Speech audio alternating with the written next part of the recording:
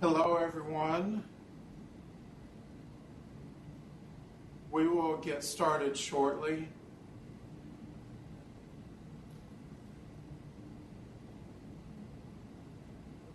Just doing a sound check here and a video check.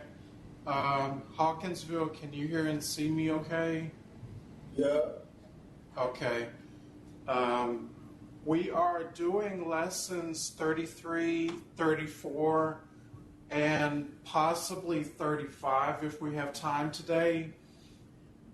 Lesson 33 deals with the different logarithmic properties. Now, Warner Robbins, can y'all hear and see me okay?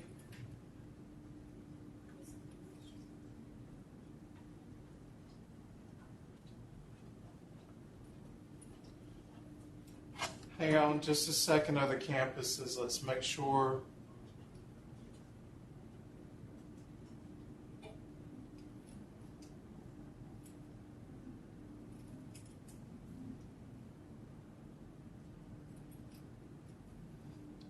Anybody in Milledgeville?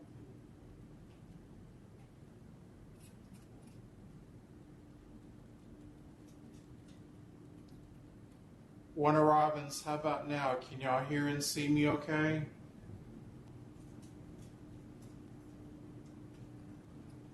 I can't get it to work.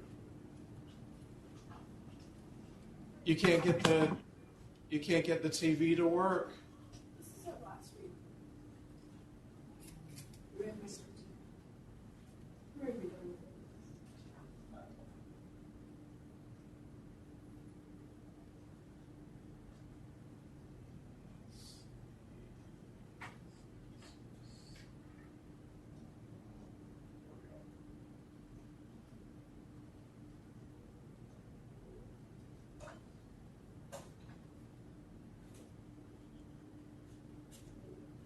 Oh, no.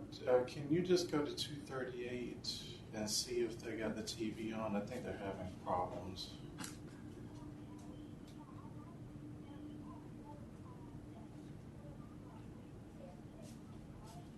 Yeah, I'll be in Warner Robbins Wednesday, so it's good.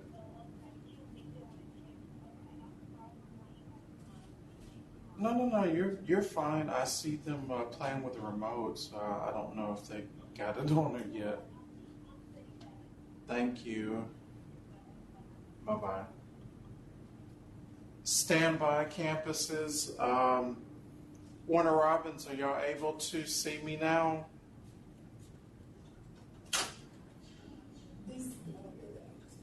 Yeah, there he is. Yes, you had to aim it right at the cameras. Thank you. You're welcome. Mr. Arnold, Warner Robbins can see you now. Oh, okay. Thank you, Ms. Rutherford. You're welcome, Mr. Arnold. Okay, lesson 33 deals with all the various logarithmic properties we will use to break down not only logarithms, but something also called a natural log or natural logarithm. And a natural log or natural logarithm is denoted by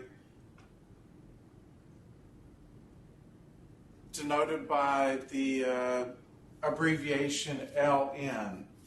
So ln is pretty much the same thing as just a regular log. A few special properties on the right in red that I want to go over with y'all first. The log of 1 is equal to 0. The natural log of 1 is also equal to 0. And the natural log of e is equal to a positive 1. Let's go over the different rules here and also the other special properties below the table. These rules are actually similar to the exponent rules. Recall with the product rule for exponents, you added the exponents, while the product rule for logs is if you have a product, then you can separate it as two logs, adding them together. So that's the product rule. The quotient rule for logs is if you have a quotient or a fraction, then you can separate a single log into subtraction. Namely, in this general definition, log base A of x minus log base B of y. The next rule is known as the power rule. So if you have a log to a certain base of a function being raised to an exponent, then you can move that exponent, whatever it is, to the front of the log. The next one is change of base rule. Your calculator is based on base 10.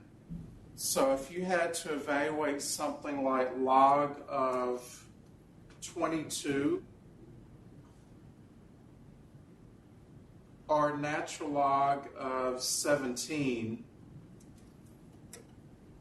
then you can plug those into your calculators and get the final answer. But what if you had a different base? And by the way, if you don't see a base, it's understood, as I mentioned earlier, to be base 10. But if you have a base other than 10, and you have to evaluate a log, then you have to use what's called the change of base rule. And the change of base rule just means log of x divided by log of a, in which a is your given base. And the equality rule, we'll probably use that in a separate lesson. But it basically states that if two logs are equal, then that means the functions are equal. You can think of it this way: the log parts cancel out, and you're just left with x equal to y. Some other special properties that we'll be using: if you have the log base b, b to the r power, where r is the given exponent, then your answer is just the exponent. Also, if you have b raised to the log base b of r, then that's also equal to r. In other words, you can look at them this way. The b's cancel out, and you're just left with r.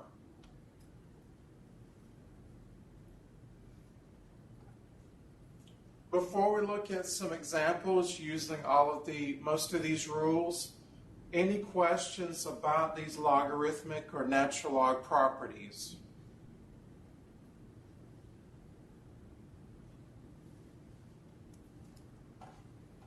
All right, let's look at a few examples.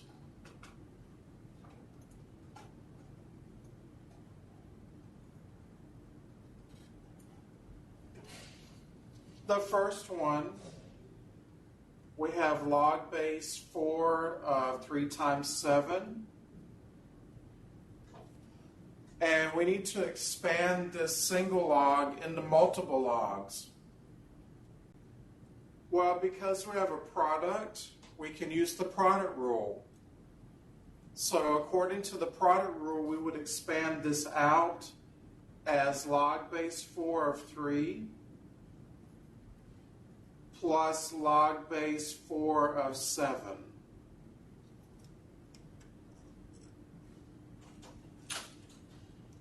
And log base 4 of 3 and the other log, they do not have exact values that you can find, so this is in lowest terms.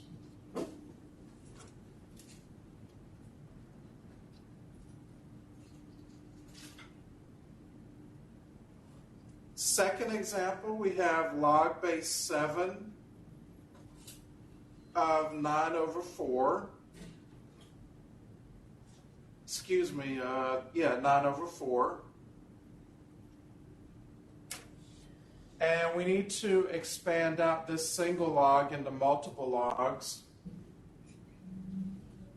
Because we have a fraction or quotient, then we must use the quotient rule to expand the log. So this will be log base 7 of 9 minus log base 7 of 4.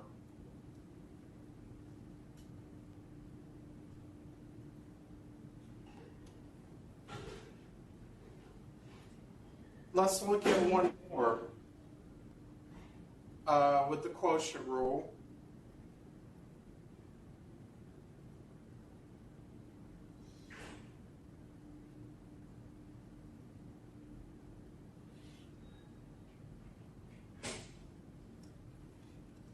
Again, the directions are use the properties of logarithms to expand this log out. Again, because we have the quotient rule, then we can expand this with subtraction. So we have log base 2 of 16 minus log base 2 of 17. Now, the second log does not have an exact answer, but the first log does. If you think about it, the 2 is the base, and we can actually raise 2 to some power to get 16. So the missing exponent there is we can actually raise 2 to the 4th power to get 16. So log base 2 of 16 has an exact value of 4. So our final answer is 4 minus log base 2 of 17.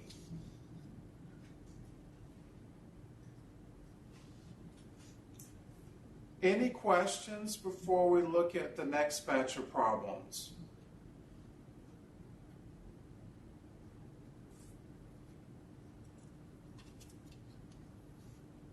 Question 4. We have 9 raised to the log base 9 of 6, and use the properties of logarithms to find the exact value of this expression. You don't need a calculator. Well, this particular problem is the last special property at the bottom of the page, where we have b raised to the log base b of r. Really, the 9s cancel out, and what's left is your final answer, positive 6.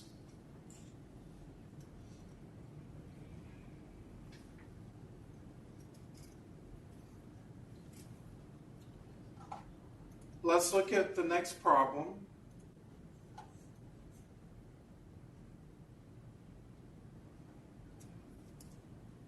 Question 5, we have log base 7 of 5 to the 8th power.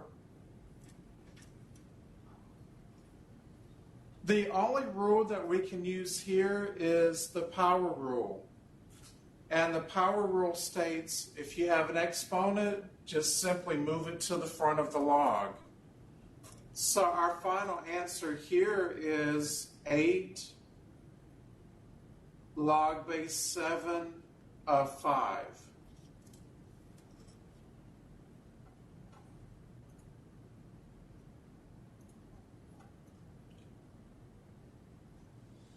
Any questions before we look at the next few problems?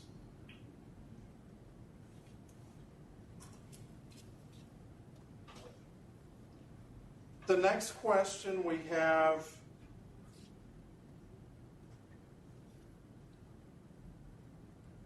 to evaluate using a calculator log base 2 of 13.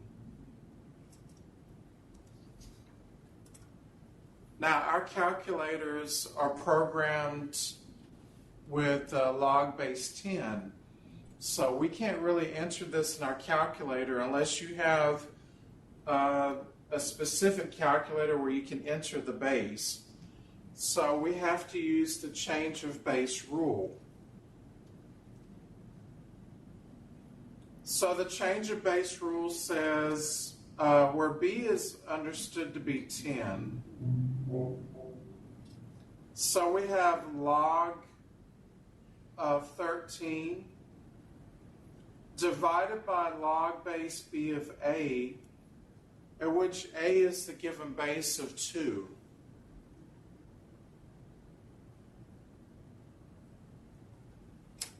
Now, let me pull up my calculator.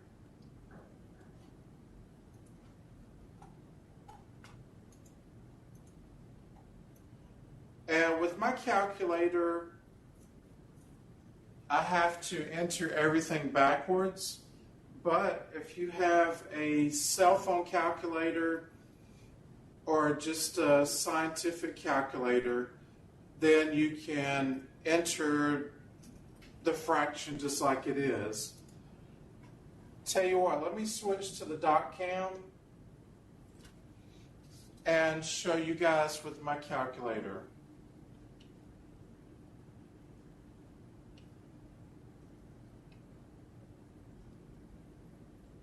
So here's my log button. The natural log or LN button is right underneath it. And I'm just going to enter log 13.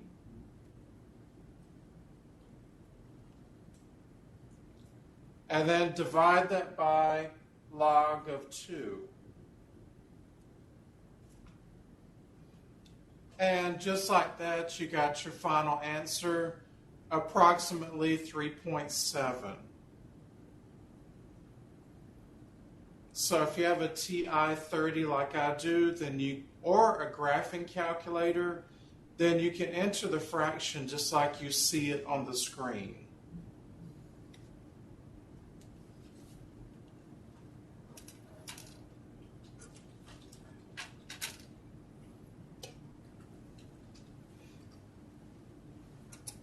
Any questions about the change of base formula?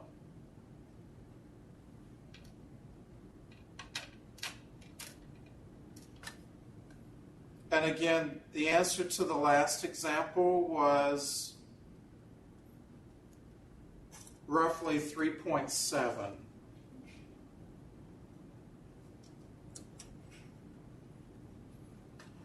Now, you'll be using these special properties and logarithmic properties to verify if statements are true or false, and later on to solve various logarithmic equations. So let's look at a question in which you have to verify if the statement is true or not.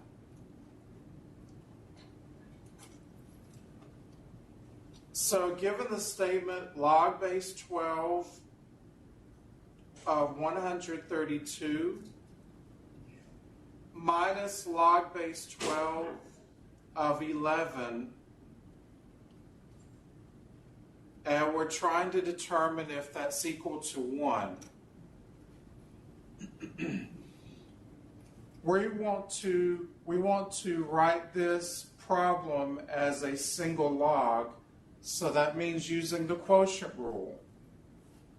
So as a single log, this can be expressed as log base 12 of 132 over 11 equal to 1. 132 divided by 11 is 12.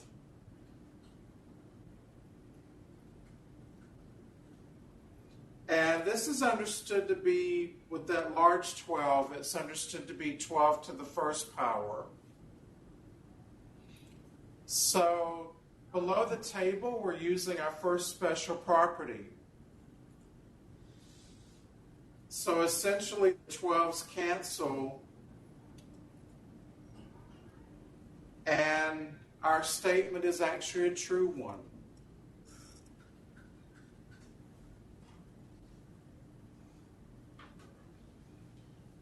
Let's look at another example in which you're given an expanded log and you have to write it as a single logarithm.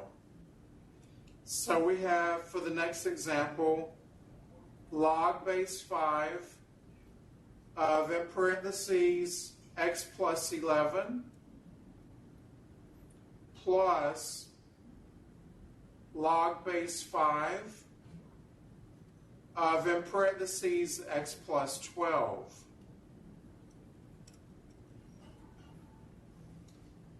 Now, because we have addition, then we are undoing the product rule. So to write this as a single log, it would be multiplication, or as a product. So it would be log base 5 of, in parentheses, x plus 11 times x plus 12.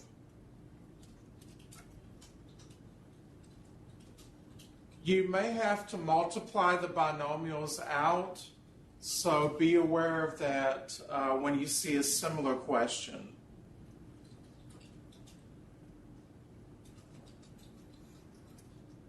Any questions about these two problems?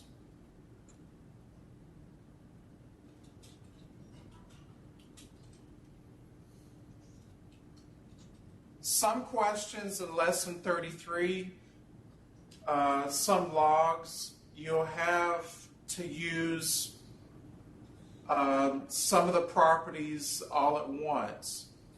So let's look at a few examples where we have to use multiple properties for the same question.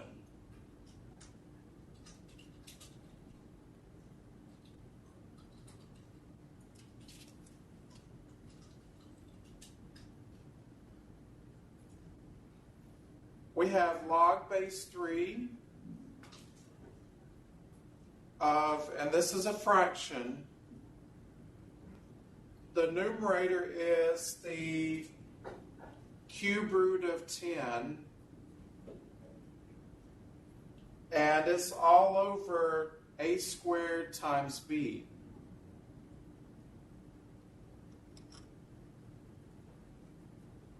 Now, before we use any other logarithmic property, we need to use the quotient rule and expand this out. So this is the same thing using the quotient rule as log base 3 of the cube root of 10 minus log base 3 in parentheses a squared times b.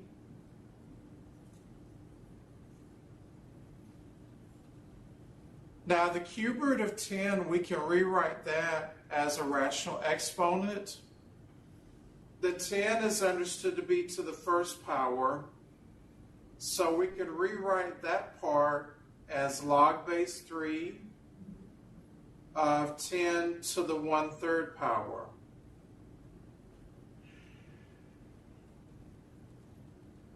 Now the 1/3, because it's our exponent, we can use the power rule and move the exponent to the front. So that becomes now 1/3 log base 3 of 10. And that's as far as we can go with the first part. Now the second part,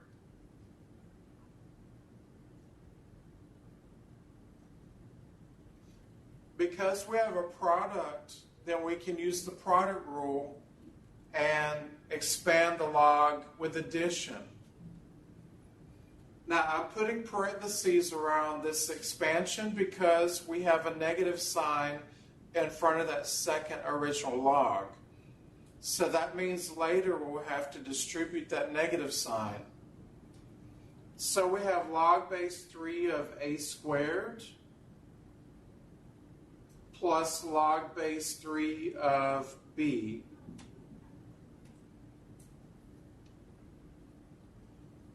Now when we distribute the negative sign, we have minus log base 3 of a squared minus log base 3 of b. And the last thing we can use is the power rule for the middle log. Because we have an exponent, we can scoot it to the front of the log. So our final expanded answer is 1/3 log base 3 of 10 minus 2 log base 3 of a minus log base 3 of b.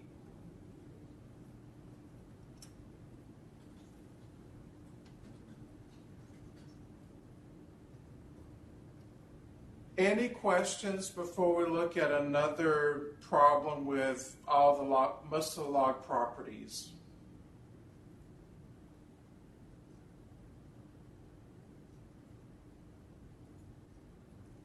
All right, let's look at one more example where you have to use a combination of the different log properties.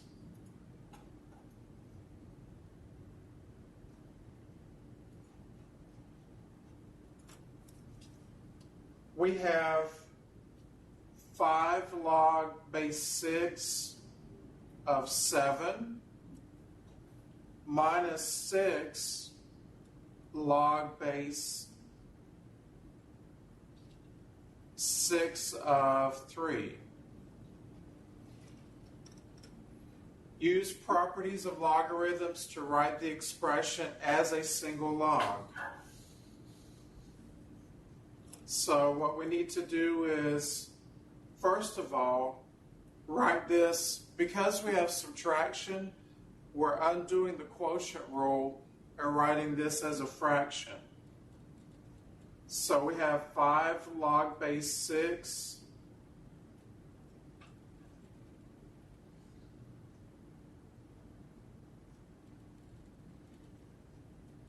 actually, before we can even do that, we can use the power rule in reverse. And what that means is if you have a number in front of your log, then you can rewrite that as an exponent. So for the first one, that would be log base 6 of 7 to the 5th power minus log base 6 of 3 to the 6th power.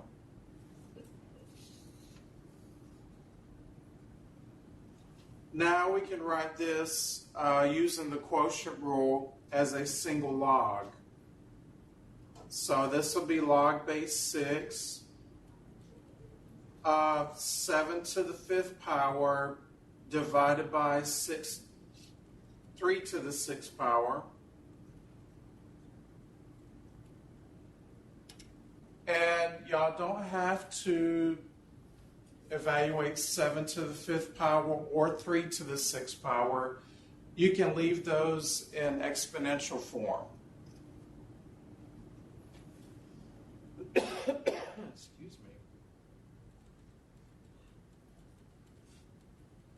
Any questions about using a combination of the properties.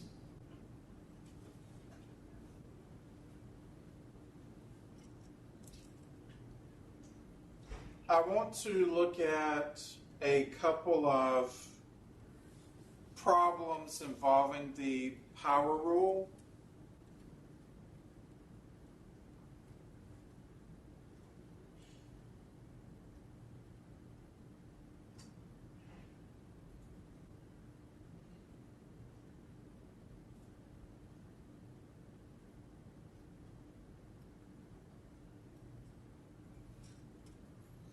And remember, these same logarithmic properties also work for natural log or ln.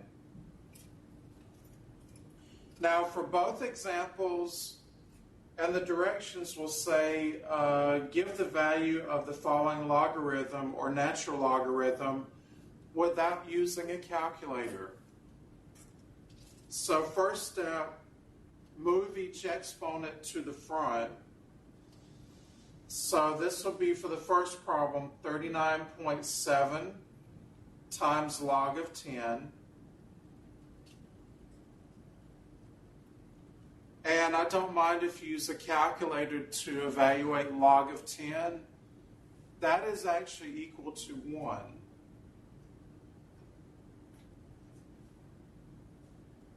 So our final answer to the first problem is 39.7.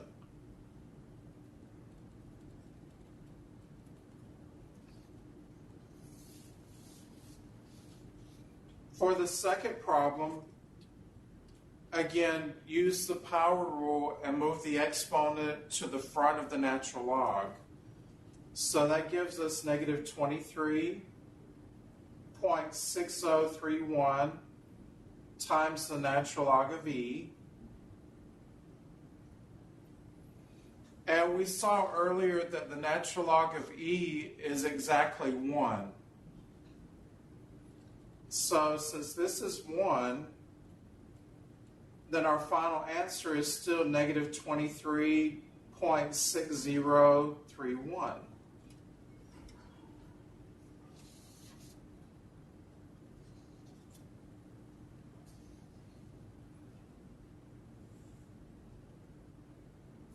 Any questions about this batch of problems?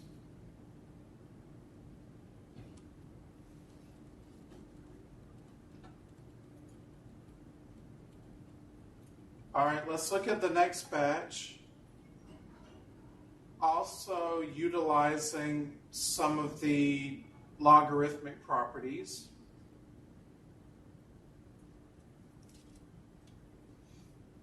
For this example, we are actually given some log values. Log base 10 of 2 is approximately 0.3010,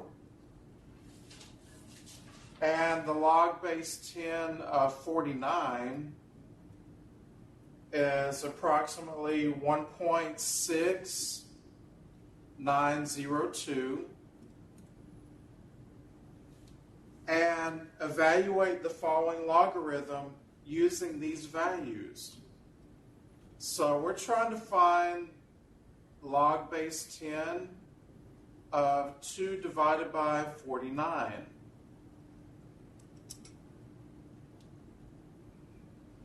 Because we have a quotient, we use the quotient rule and expand this log into multiple logs using subtraction.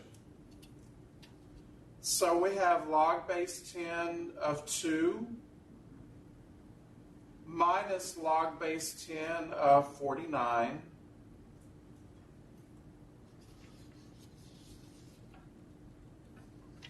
The next step, replace your given values into each log. So we were given the value of log base 10 of 2. That's 0.3010. And we were given the value of log base 10 of 49 as 1.6902. and just subtract your amounts.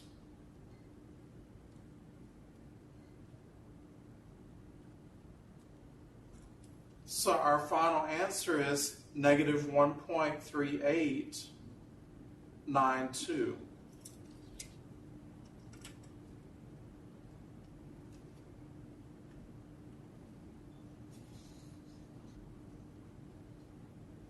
Any questions about lesson 33?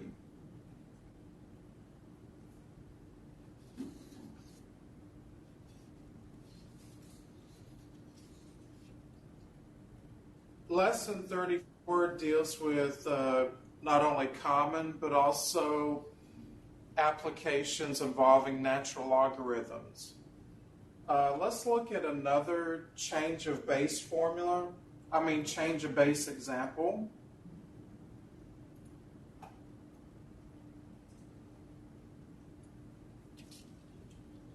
Let's say we had to evaluate log base 6 of square root of 11.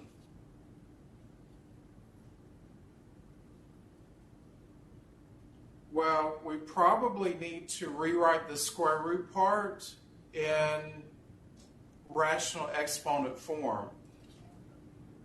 So the root is understood to be root 2, and the exponent is understood to be to the first power. So we can rewrite square root of 11 as 11 to the 1/2 power. Now we can move the 1/2 to the front of the log.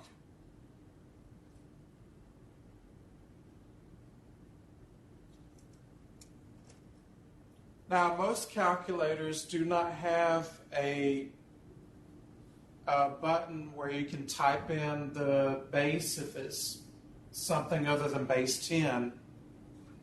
So we have to use our change of log or change of base rule. Bring down the 1/2 because whatever you get in the fraction, you're multiplying that by 1/2. So we have log of 11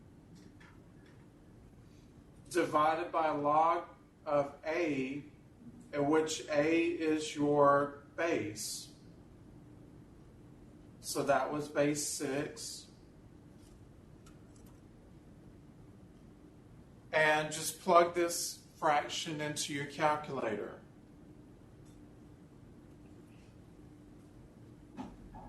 Let me switch to the dot cam and show you what we get.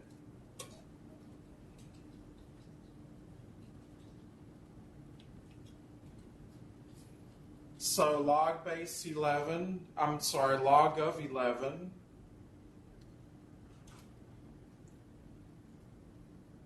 divided by log of 6. And don't forget, we multiply this answer by 1/2 or use 0.5.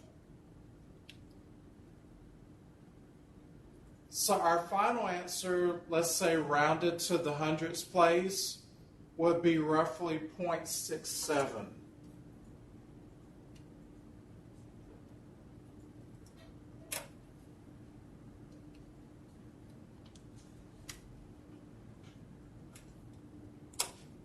Any questions about using the change of base formula?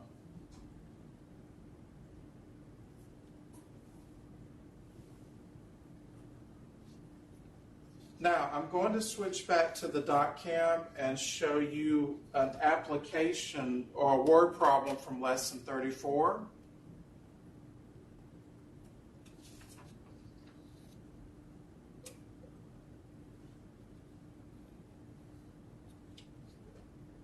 This word problem right here, and I'm just going to read so we know what we're looking for. If a wetland has a pH between 6.0 and 7.5, it is classified as a rich fen. If the pH is between 4.0 and 6.0, it is a porphin, F-E-N. If the pH falls to 3.0 or less, then it is a bog. Suppose that the hydronium ion concentration of a sample of water from a wetland is 2.5 times 10 to the negative 5 power moles per liter. Use the formula pH equal to negative log of this formula, this chemical formula, or in compound inside the brackets, is our hydronium ion. And then how would this wetland be classified? So we have pH equal to negative log of our hydronium ion. All you do is plug in your 2.5 times 10 to the negative 5 power into the brackets.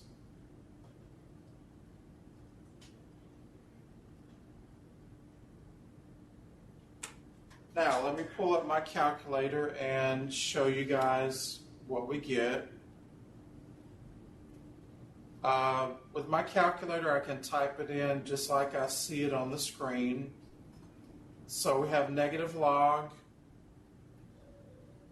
2.5 times 10, and to raise 10 to the negative 5th power, I'll hit my exponent key.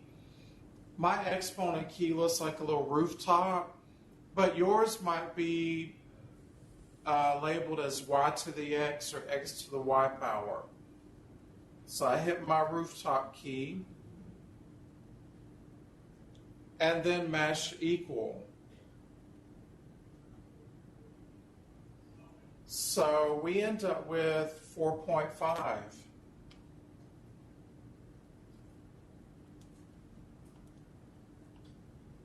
According to our classification system, because our pH falls between 4 and 6, then our wetland is a porphin, F-E-N.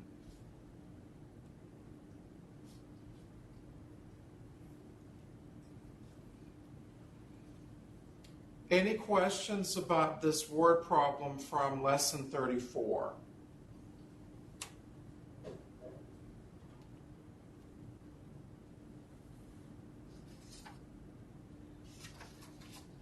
Let's look at this second application.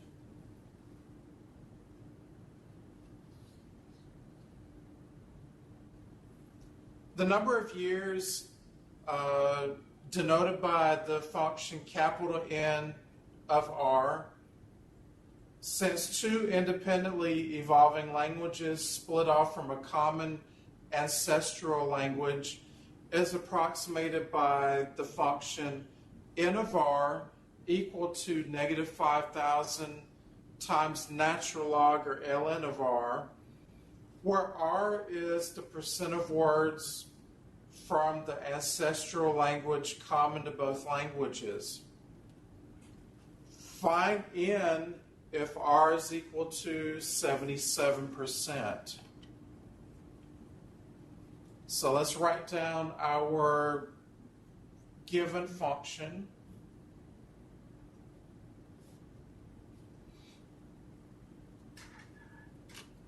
And R represents your percent of words.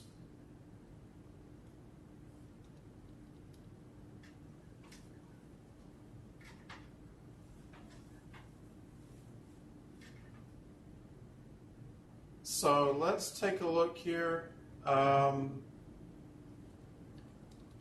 we may have to convert our percent to a decimal. Yeah, that's exactly what you have to do. Convert your 77% to 0.77. If you don't convert your percent to a decimal, then you'll get a negative number of years, which we know that cannot happen. So I've already plugged this into my calculator.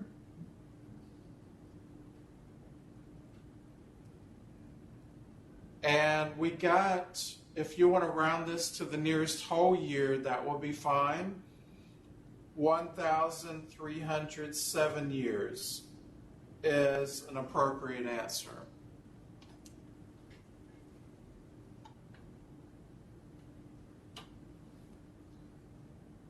Again, are there any questions about the word problems from lesson 34?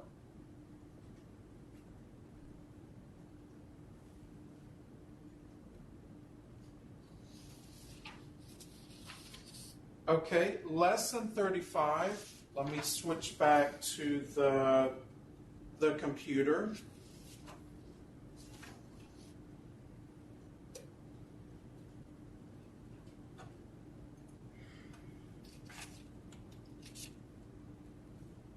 Lesson 35 deals with solving exponential and logarithmic equations.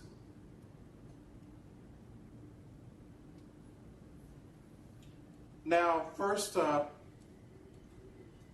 in lesson 31, we discussed how to solve an exponential equation like 3 to the x plus 1 power equal to 9 to the 3x plus 7 power.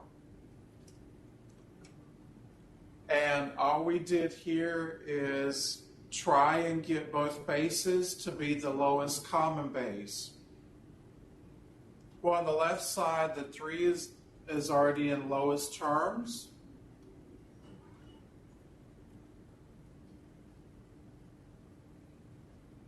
The 9, we can rewrite it as base 3 as 3 squared. So we got 3 squared. And multiply that 2 times the given exponent. So we now have the same base. So there's a rule in algebra that if you have the same base on both sides of the equation, then the exponents are equal to. So we'll set the exponents equal to each other.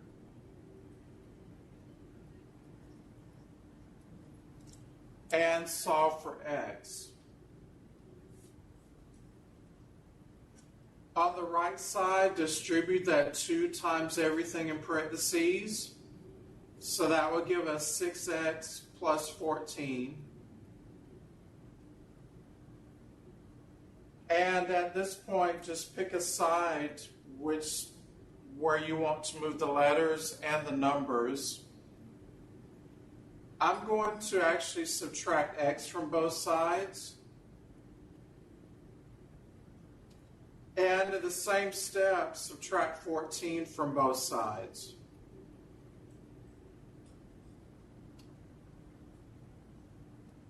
So we're left with now negative 13 equal to 5x. And our final answer when we divide both sides by 5 is x equal to negative 13 over 5.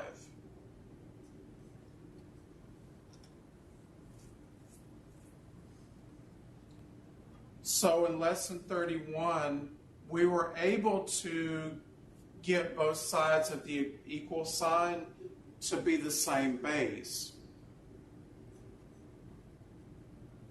Any questions about this example?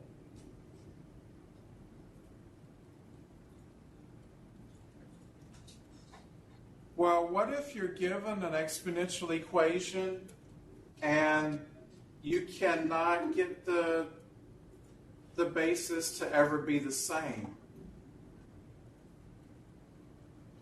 So let's look at this possible scenario.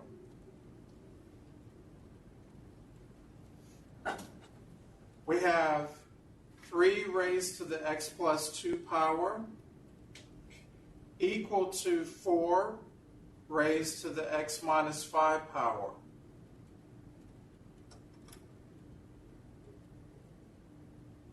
We know immediately there is no way that we can get the bases to be the same. Even if we broke down 4 as 2 squared, the bases will still not be the same. So if you can't get the bases to be the same, then this is where you use the natural log property. So the first step is to take the natural log of both sides.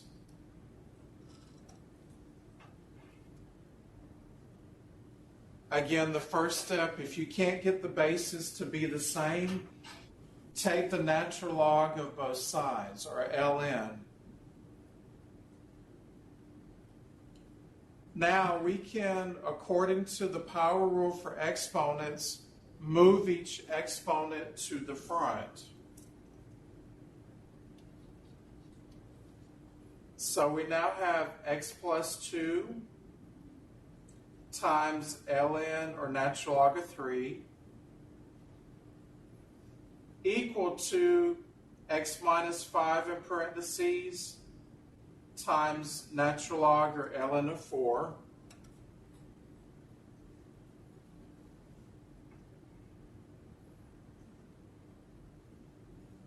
Is everybody okay so far?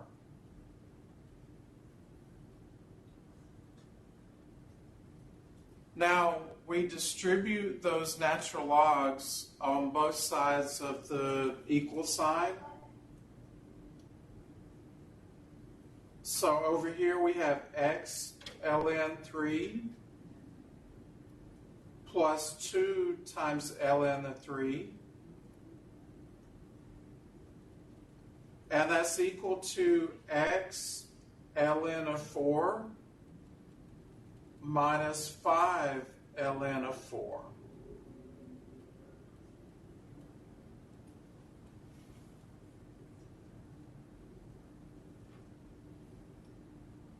Now the next step is to get all of the terms with the x, just like you do with a regular linear equation.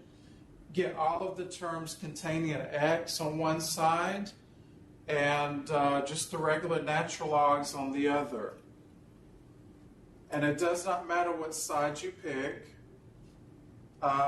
Let's subtract x natural log of 4 from both sides.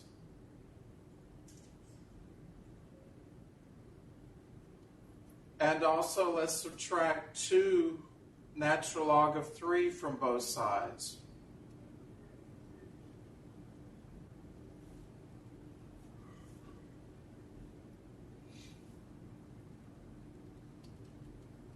Now, on the left side, those 2 natural logs that contain an x, we can actually pull out the x from both of them. Factor out a GCF of x. So when we factor out a GCF of x, we're left with natural log of 3 minus natural log of 4. And that's equal to the right-hand side.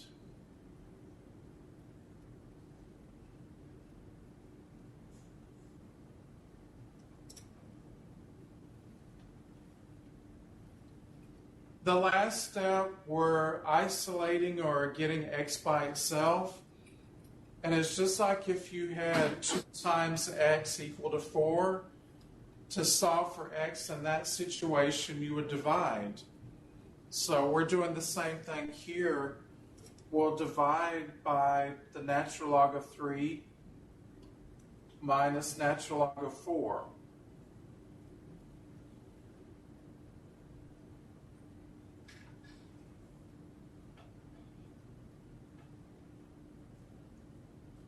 Now, unless directed otherwise in my math lab, you don't have to enter this fraction into your calculator. You can leave it as an exact answer.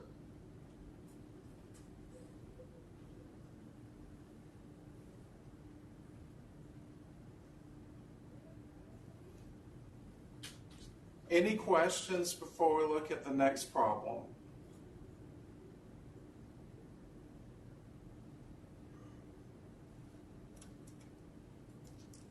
All right, let's look at the next example.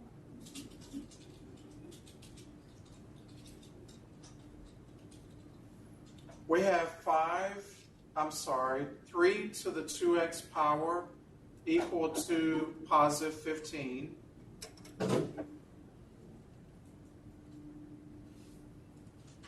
There is no way to get the left and the right side base to be the same low base. So you take the natural log of both sides to solve this equation. So we'll take the ln of both sides.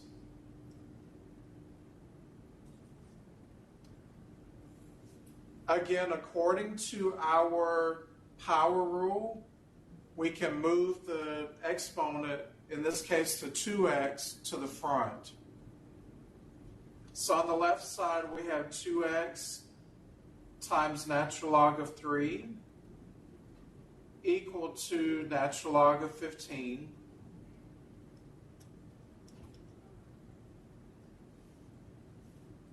The last step to get x by itself, divide both sides of your equation by 2 ln 3.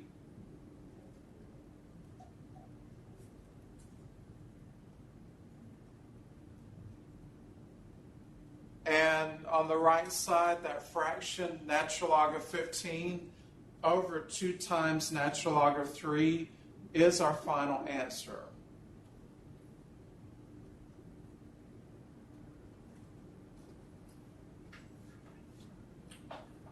Any questions about number 3?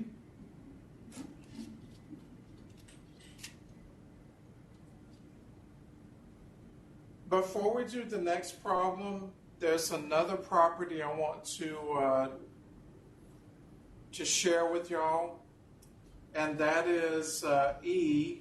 The letter E is in Earl. E to the natural log of x is just equal to x. E and the natural log are also opposites or reciprocals of each other, so they essentially cancel out.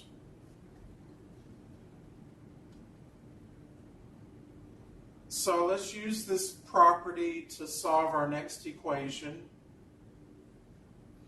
We have e raised to the natural log of 2x equal to e raised to the natural log of x plus 4.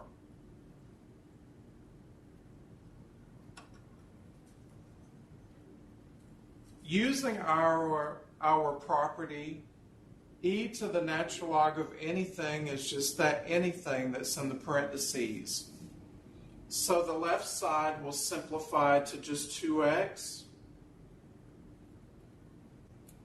And the right-hand side will just simplify to x plus 4.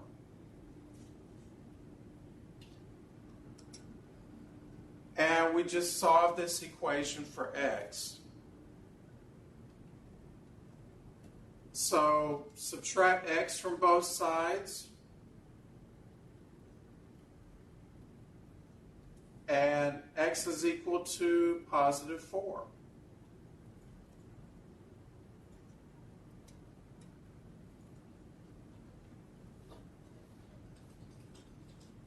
Any questions about problem number 4?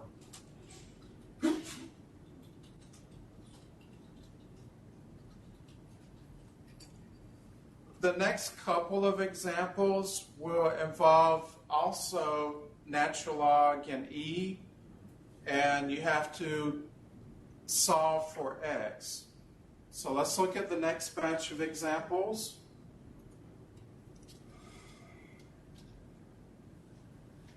Question 5, we have the natural log of e raised to the 0.65 times x power, and that's equal to the square root of 5.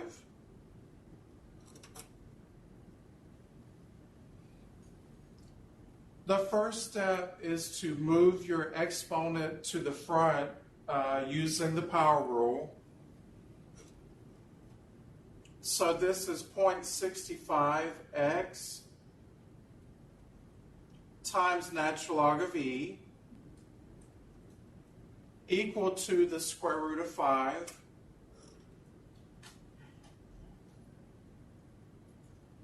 Now, earlier we saw that the natural log of e is equal to 1.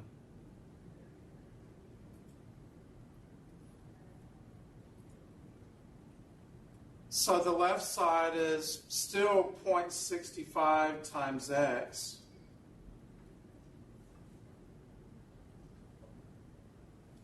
For this answer, we want to express it as a decimal and round to a particular place value. The last step is divide both sides by 0.65.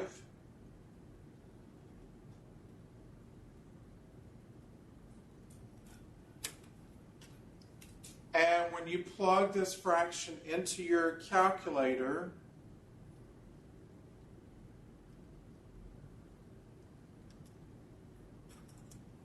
you get roughly 3.44 for your final answer.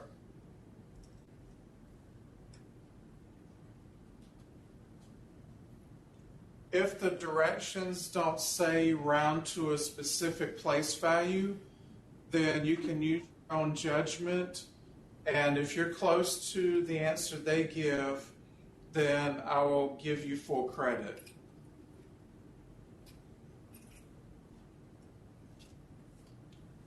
Let's look at the next equation involving natural log and also e. We have e raised to the 0.02x power, and that's equal to 192.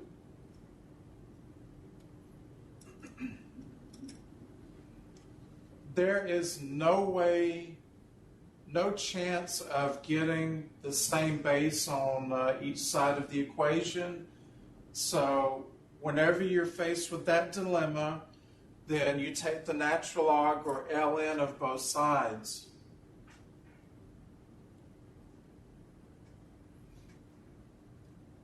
On the left side, using the power rule, move your 0.02x to the front. So we have 0.02x times natural log of e equal to the natural log of 192.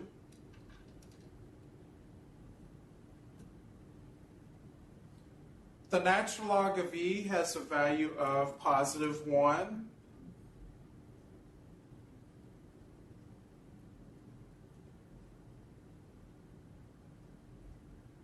So on the left side, we have 0.02x equal to the natural log of 192. And again, let's express our answer as a decimal and round it to a desired place value. So we'll divide both sides by 0.02.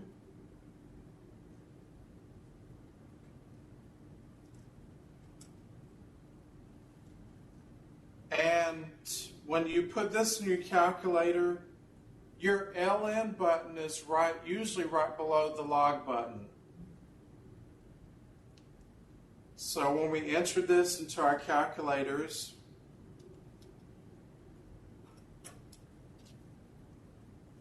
we get 262.87 roughly.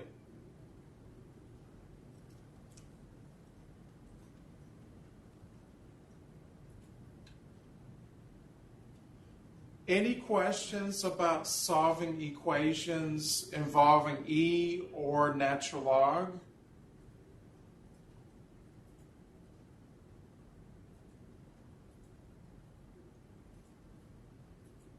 Let's look at next how to solve logarithmic equations. We touched upon this in lesson 31 or 32, I believe. And the main property that you'll have to use, if you're given an equation in logarithmic form, then you must convert it to exponential form. So a log equation in exponential form, B represents the base, Y is the exponent. In other words, the exponent is usually by itself on the other side of the equation, on the other side of the equal sign. And this is equal to X, which represents your given function. So let's look at this first logarithmic equation.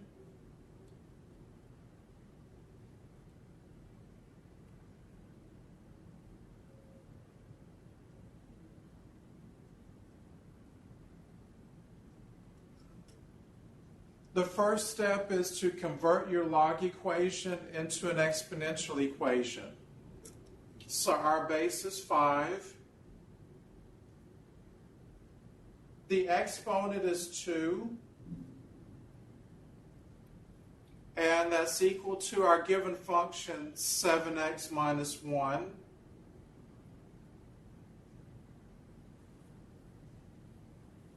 Five squared is 25.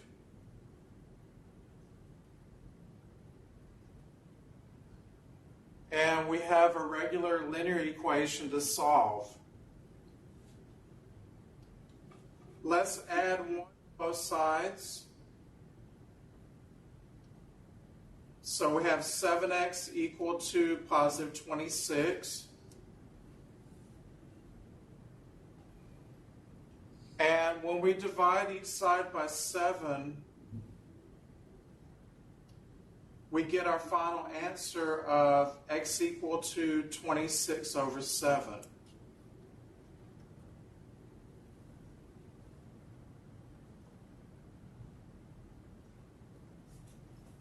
You will be using several of the main logarithmic properties. This one that's on the screen, as well as your product and your quotient rule.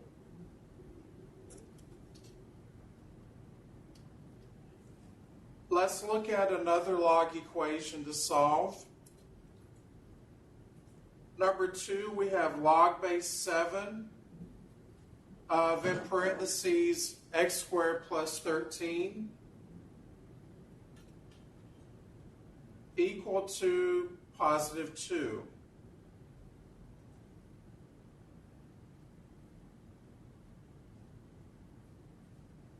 The first step again is to convert your logarithmic equation into exponential form. So our base is 7.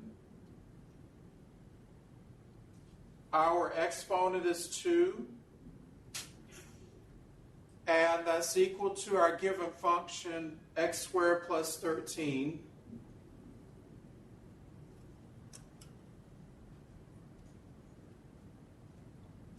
Seven squared is 49.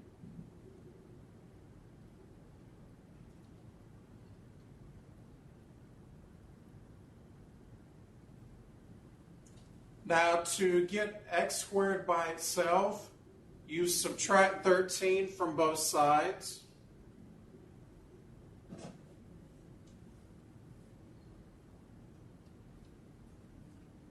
So that gives us now 36 equal to x squared.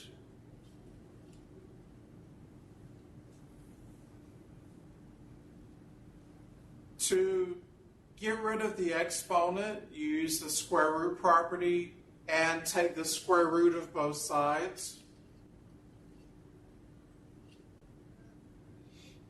And remember, when you take the square root of a number, you have two solutions. You have a plus 6 and a negative 6.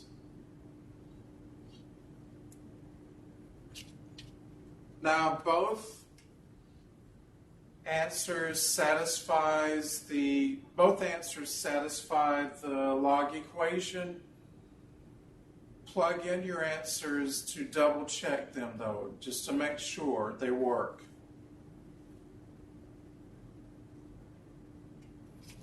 There is one property that I forgot to mention, and that is both natural log and log have to be, if you're evaluating a log or natural log in your calculator, both of those have to be at the beginning positive. So if you had to evaluate log of negative 17, let me show you with this calculator from the computer.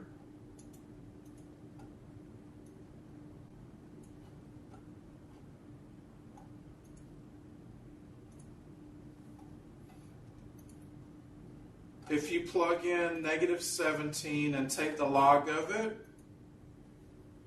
you get an error message. Logs and natural logs, when you're evaluating them in your calculators, they have to be positive. If you try to evaluate natural log of 0,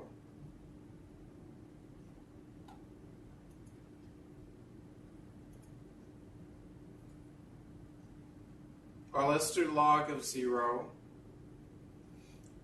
Log of 0 is also undefined.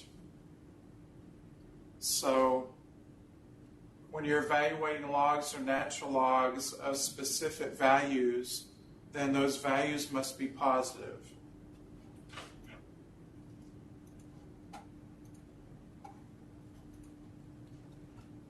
All right, let's look at some more log equations where we are using product rule or possibly the quotient rule.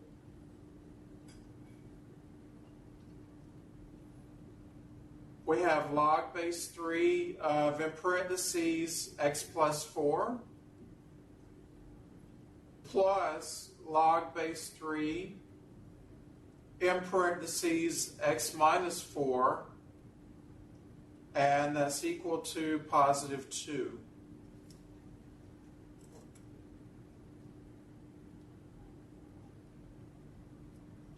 Now, because we have an expansion of logs and addition of logs, addition is associated with the product rule. So we can rewrite the left side as a single logarithm. So this will be log base 3 of, in parentheses, x plus 4 times x minus 4 equal to 2. From here, we can convert our logarithmic equation into exponential form. So the base is 3. The exponent is 2. And that's equal to our given function, x minus 4 times x plus 4. On the left side, 3 squared is 9. And on the right side, when you FOIL out the binomials, you'll end up with x squared minus 16.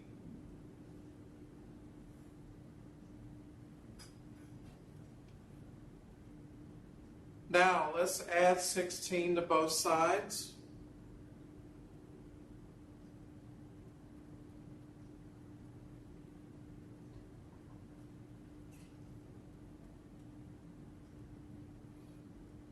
And that gives us 25 equal to x squared.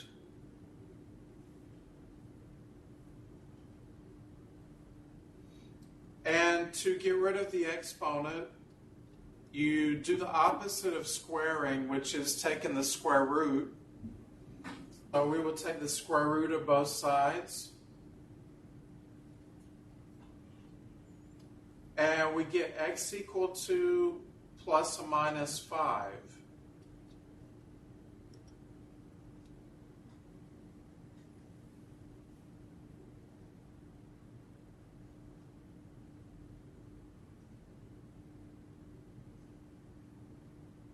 And double check to make sure both answers satisfy the equation, and they both actually do.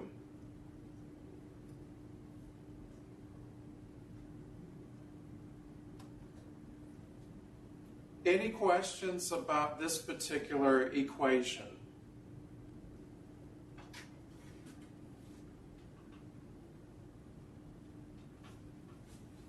All right, let's look at another equation involving the product or quotient rule.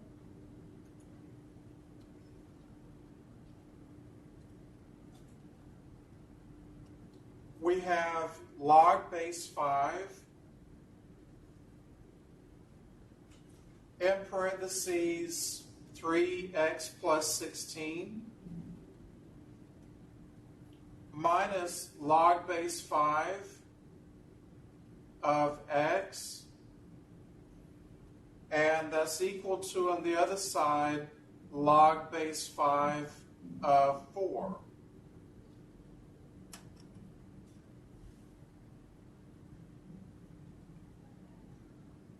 Now the left side, in expanded form, has a minus sign in between the two logs.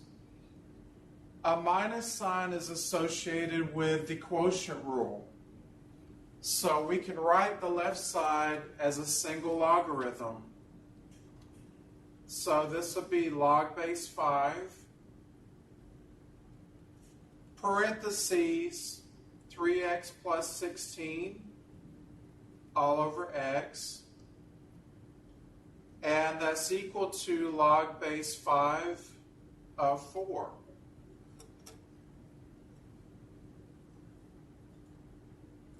Now, we can't write this step in exponential notation because we have a log base 5 on both sides. There was an equality property earlier that we discussed that, and let me go back to it. It's right here. If you have the same log base, same base on both sides of the equal sign, then you set your functions equal to each other.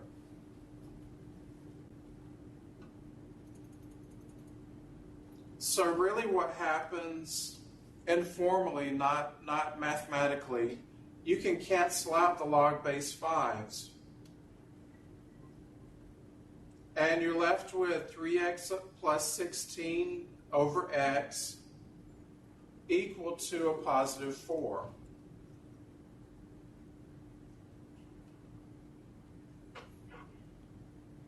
Of course, we want to eliminate the fraction on the left side. So let's multiply both sides of the equation by x.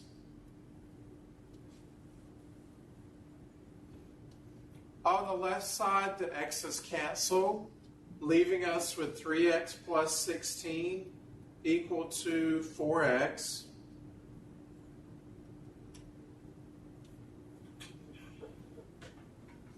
And the last step, subtract 3x from both sides.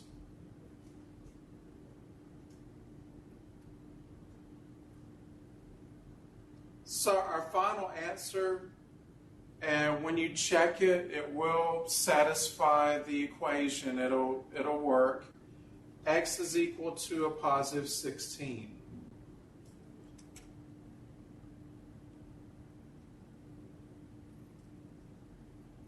Any questions about solving natural log or exponential logarithmic equations? Or logarithmic equations, excuse me.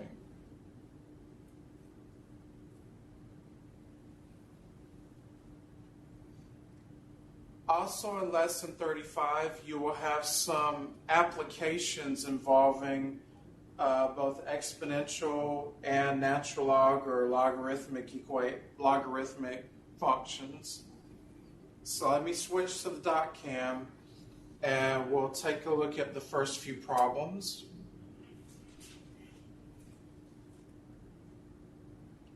I want to introduce some formulas, or you may already know these formulas. When you go to your bank or local credit union, and let's say you want to open up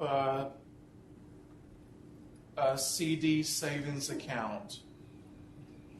Well, depending on the bank's policies, they may compound your interest either monthly, quarterly, possibly annually, just to save them money. Or it might be a case if you are taking out a loan from a bank, then they may compound the interest continuously. So let's look at the compound interest formula for continuous compounding.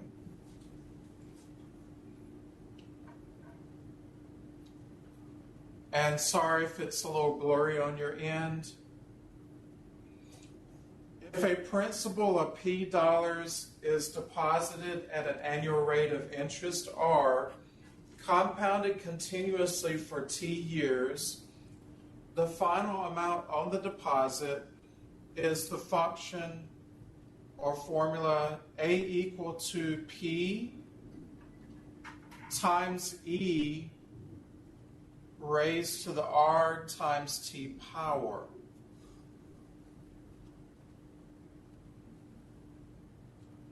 One thing to note about the time has to be in years, and your interest rate will be given as a percentage, but we have to change it over to a decimal. So this is the formula that you would use if your particular investment is being compounded continuously.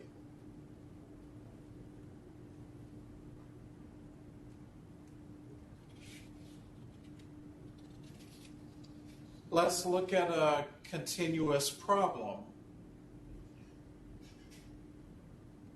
How much money must be deposited today to become $2,550 in 20 years?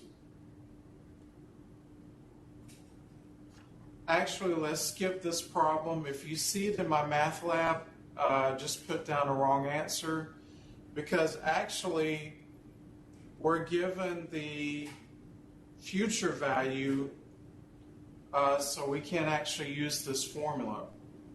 So let me skip down to another example.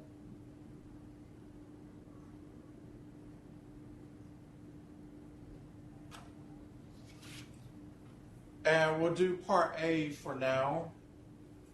Suppose that $2,000 is invested at 5% interest for 10 years. Part A, how much will the investment grow to if it is compounded continuously?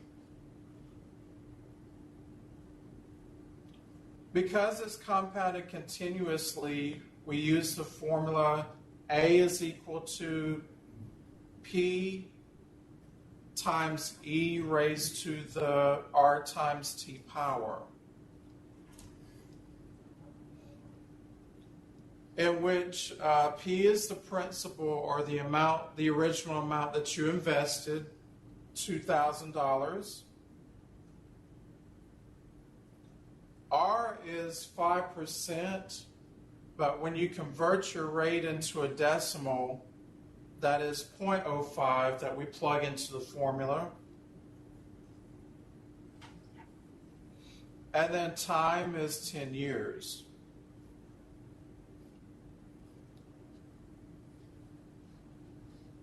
Now, to get the E function on your calculator to come up,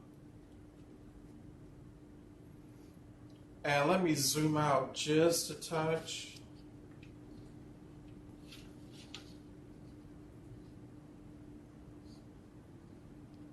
To get the E function to pop up on your calculator, for mine, I'm going to plug in 2,000 to start off. And to get the E to show up, you hit your second button and then the LN button. So second button, LN button. And for my calculator, I already have my exponent key ready to go. And I just put in the rate and the time, which was 0.05 times 10. And then mash equal, and you got your answer immediately. So let's round this to the nearest penny. You will earn $3,297.44. So that's how much your investment will grow. It won't grow that much over 10 years because the interest rate is so low and the time is over a wide span.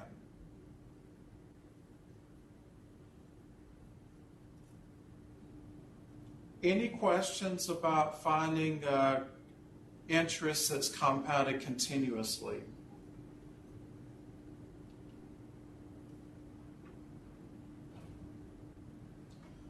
Well, what if your investment or your bank compounds interest a different way?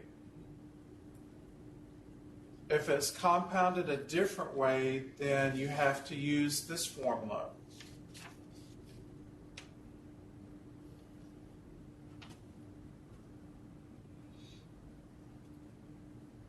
A is equal to your principal times, in parentheses, 1 plus R divided by N, where N is the number of times in a calendar year that your principal or your investment's being compounded. And everything in parentheses is being raised to the N times T power. P is still your principal or your initial investment. N is the number of times your investment is compounded in a calendar year. And your rate is still a percent, the interest rate, and time, T is time in years.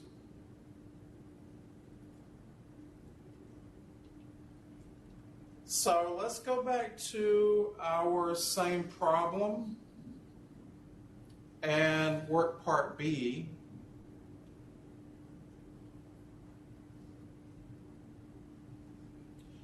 Find the amount if the interest is compounded annually.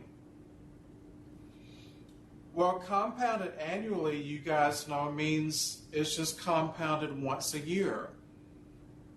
So our N is equal to +1. So let's plug in all of our given values. The principal is 2,000 still. Our rate is 0.05 as a decimal. And N is 1 since we're compounding our investment annually. And what's in parentheses is being raised to the N times T power, where N is 1 and T is 10 years.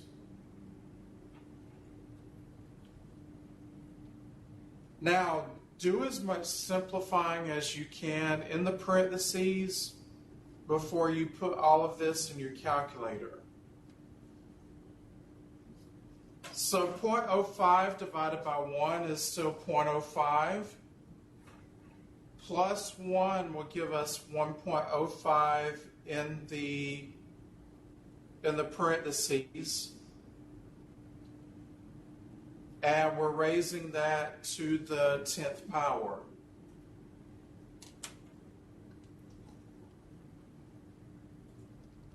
So when we put this, all of this in our calculator,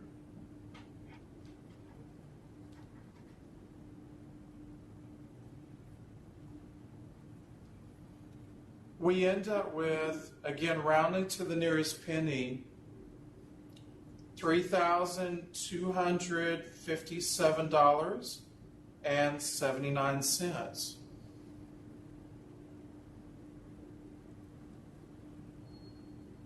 And it looks like if we let the bank compound our interest or our investment continuously, not by much, but we'll get about $40 more with option A.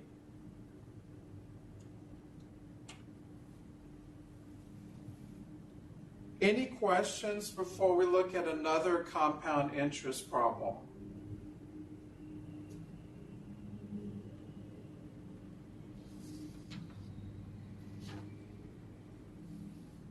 This one I'm just going to make up.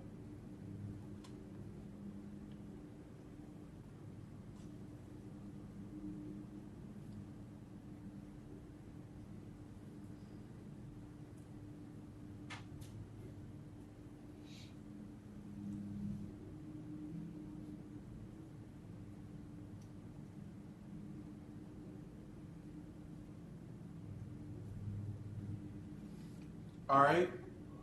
We have $5,000 that we are investing at 8% interest, and our investment is compounded quarterly over a period of 4 years. And you want to find the amount of, well, how much will be built up over that time? How much will our investment grow? Now, because we're compounding another way besides continuously, then we have to use the second formula. A is equal to P times, in parentheses, 1 plus R over N raised to the N times T power. Well, we know all of our variables except the N.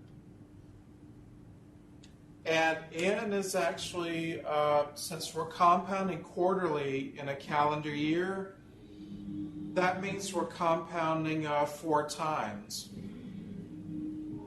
So N is equal to 4.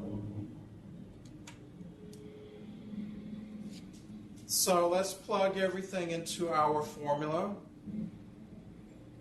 We have 5,000 times, in parentheses, 1 plus, don't forget to change your rate from a percent to a decimal. So our rate is 0.08 over 4. And everything in parentheses is being raised to the N times T power. Or in this case, 4 times 4.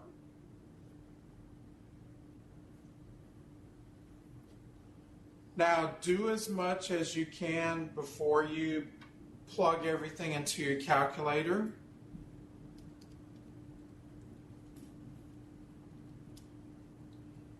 .08 divided by 0.08 divided by 4 is 0.02, plus 1 gives us 1.02 in the parentheses, and we're raising that 1.02 to the 16th power.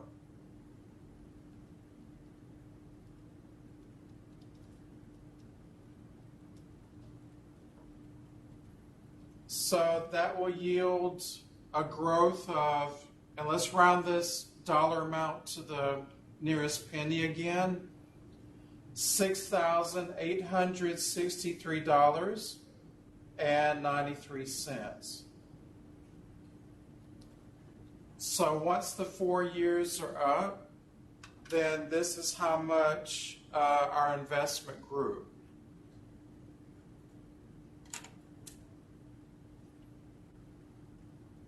Any questions about the compound interest problems?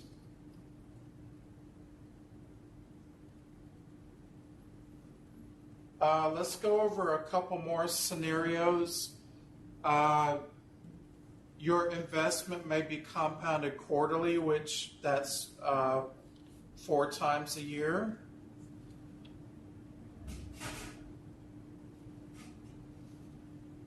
We already saw annually, which is once a year.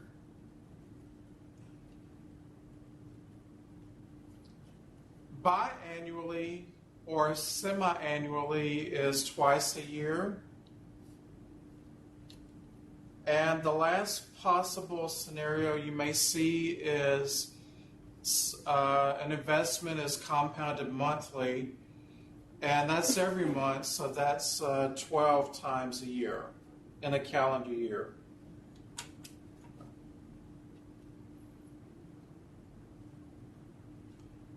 Let's look at some other applications involving formulas involving E, possibly.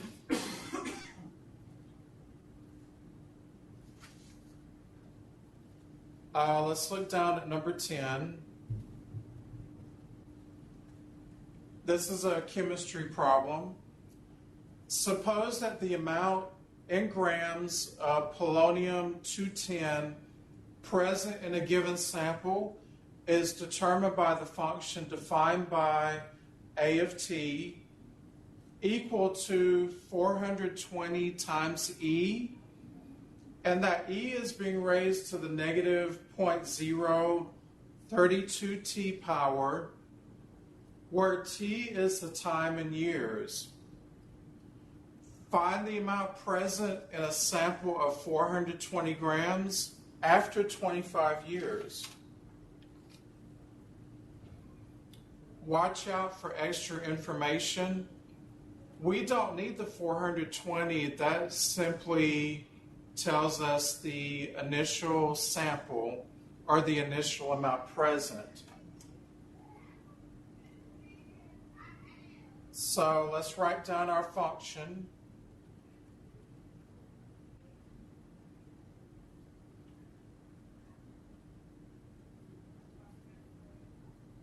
And everywhere you see a t, plug in 25.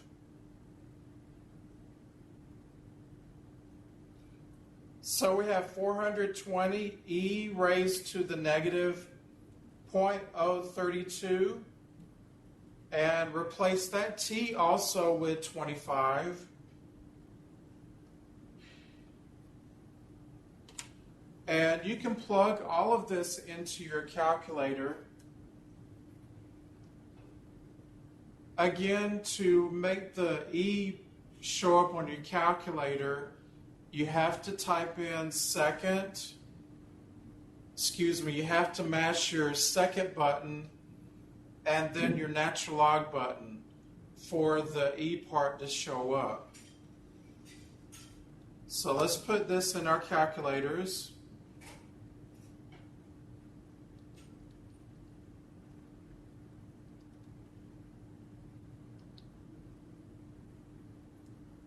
And the amount present, let's round this to the hundredths place. The amount of sample that's present after 25 years is 188.72 grams.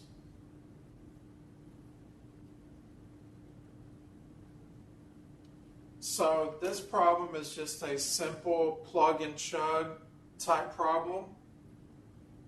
Again, to make the E show up on your calculator, hit your second button and then your LN button, and your E should appear on your calculator display.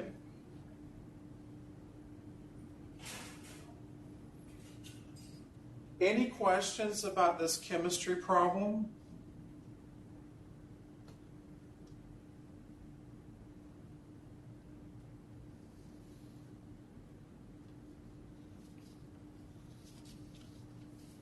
Let's look at this looks like an economics problem. Number 11, consumer expenditures in millions of dollars on all types of books in the United States for the years 1995 to 2005 can be modeled by the function defined by f of x, and it's hard to see here, so I'm going to write down our function. F of x is equal to 26,780 e raised to the 0.0525x, where x equal to 0 represents 1995, x equal to 1 represents 1996, and so on. Approximate consumer expenditures for the year 2005. While using this pattern, we need to find out what x is equal to correspond with the year 2005. So let's continue the pattern here. X equal 2 represents 1997. X equal to 3 is 1998.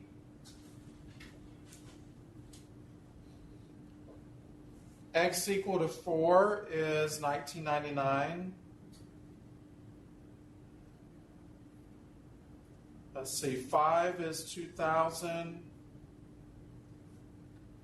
6 is 2001. 7 is 2002. 8 is 2003.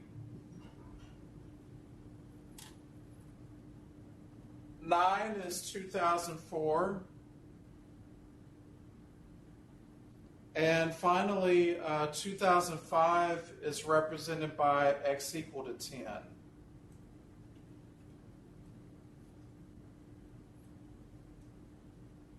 You don't have to do it this way.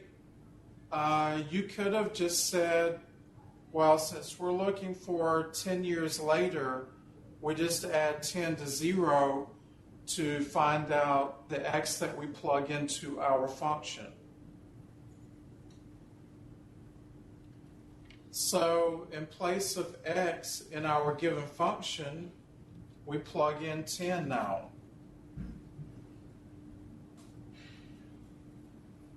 So we have f of 10 equal to 26,780 e to the 0.0525 times 10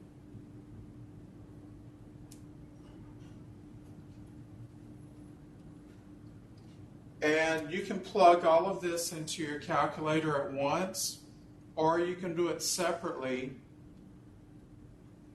Again, to make the E show up on your calculator, hit your second button, usually in the upper left-hand corner of your calculator, and then hit your LN button for the E to appear. So when we put this function into our calculator,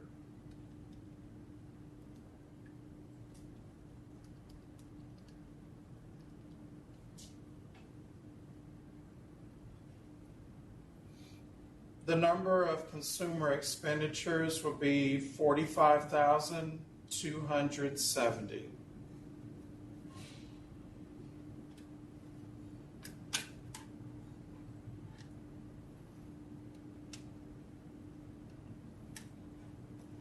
Any questions about number 11?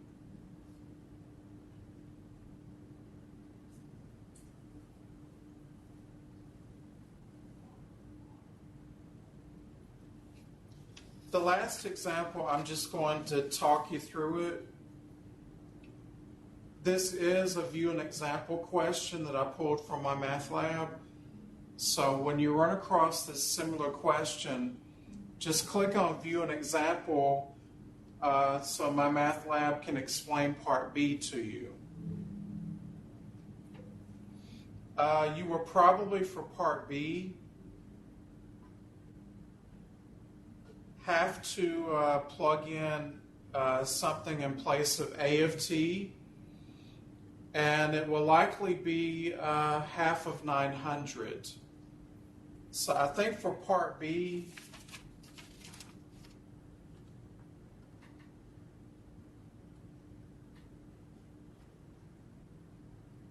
here's your given function.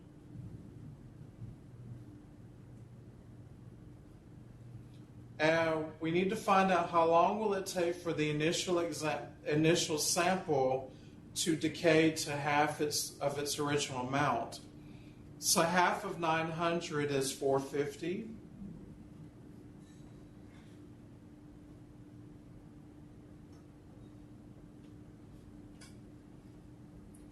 Now you want to get E by itself. So you divide both sides by 900.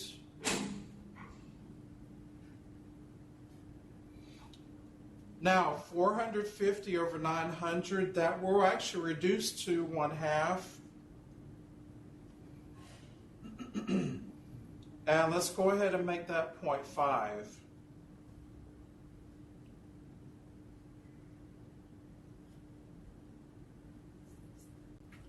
Now, we saw this type of equation earlier.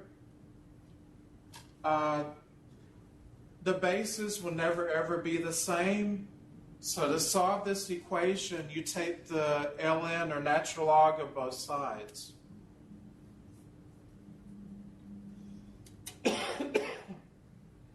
Now on the right-hand side, we can move the exponent to the front according to our power rule.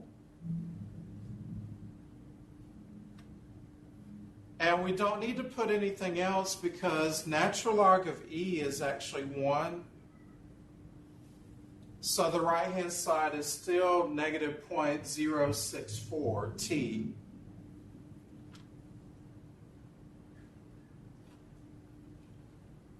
Now, to find the time, you just simply divide both sides by negative 0.064.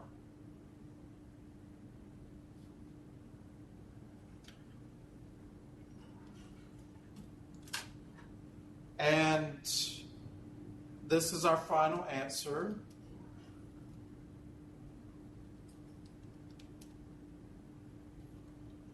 It will take roughly 10.8 years for the sample, the initial sample, to decay to half its original amount.